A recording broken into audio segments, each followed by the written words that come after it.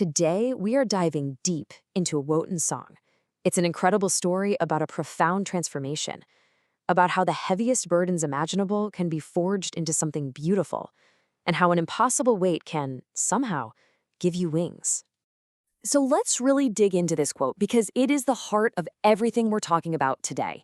Imagine a bell made from the heaviest, densest iron, a weight that should just crack the floor, but instead it discovers it can ring with the clarity of silver. This is our central theme, how a crushing burden, instead of breaking you, can become the very source of a deep and resonant power. Our story kicks off on the frozen heights of a place called Neo-Arcadia. Here, we find a being known as Wotan, and he's going through a massive internal shift, moving from a state of deep, soul-crushing exhaustion to nothing short of a volcanic eruption of will. Now, what's so interesting here is how it frames his internal struggle. On one hand, you have his will feeling like this joyless, heavy-duty, a gloomy taskmaster. But on the other side, something totally new is breaking through, a primal force that isn't pushing him from the outside, but is literally roaring from the deepest void of his being. You know that silence? That quiet whisper? That was the sound of his limit. It was the voice of the frail scholar inside him, basically warning him that he was getting dangerously close to a breaking point. But what shatters that silence isn't failure. Oh no, it's a completely different kind of power waking up. And this is who emerges from that shattered silence. Wotan isn't just a thinker anymore, bound by cold logic. He becomes the mad god of the divine frenzy, finally bridging the gap between his intense intellect and the raw, untamed power that was always inside him. So, to really get a handle on Wotan's liberation, we first have to understand his prison. And as you're about to see, this wasn't a cage made of stone or steel. It was made of something far more insidious: ideas. This was the trap, and it was masterfully built by his adversary, Mephistopheles. Think of it as a kind of metaphysical cage designed to make the powerful doubt themselves, to see their own strength as a vice, their very nature as something to be ashamed of. And that phrase, God-sized cage, it just hits perfectly, right? It wasn't some simple prison. This was a cage built to contain a god, forged from concepts meant to bind his very soul and make him question his own right to even exist. Just imagine that feeling for a second. Instead of just living, he felt he had to constantly explain and justify his own existence, as if his very being was an argument that needed defending. He was trapped, trying to rationalize his power to a world that just gave him silence in return.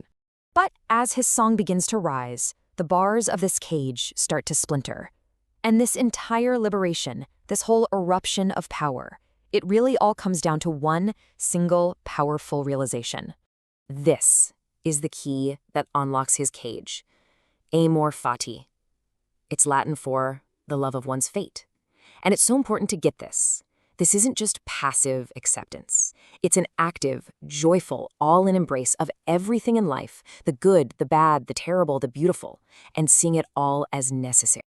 So he starts by acknowledging his past. He sees himself as this arrow fired with this intense longing, but into a vast ocean with no land in sight. It was a seemingly endless, pointless journey. And here it is. This is the pivot. He realizes the destination was never the point.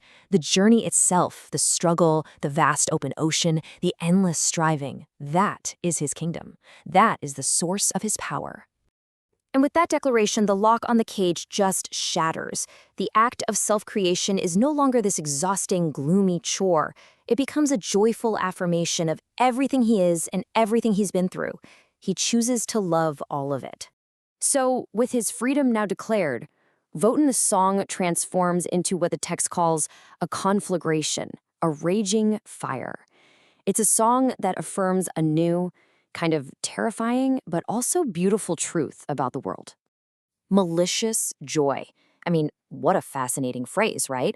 This isn't some gentle, peaceful happiness. This is a powerful, challenging, almost dangerous joy that the text says he found by looking into the reflection of a figure called the Crimson Jester.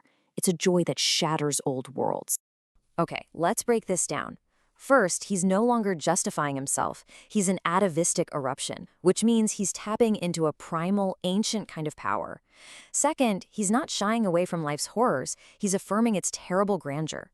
And he does all this through a Dionysian truth, a worldview that embraces chaos and creation, destruction and life, all at the same time.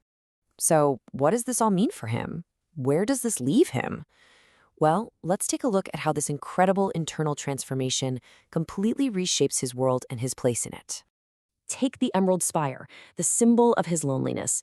It gets completely redefined. What was once just a cold monument to being alone now becomes a living beacon, a torch, literally fueled by his own life force, his creative power. And he's done waiting, he's done justifying. He has become an active force in the world, the lightning itself.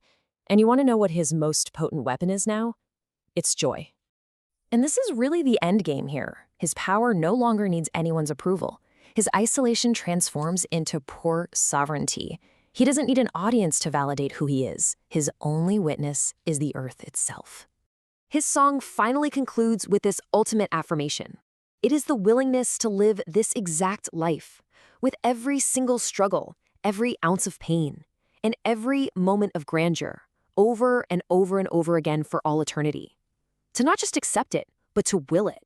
And that brings us right back to where we started. The heavy iron bell finally rings with silver clarity.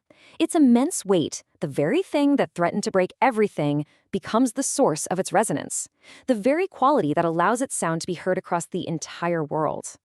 And so, Wotan's song leaves a question echoing, not just across the wasteland, but for us too.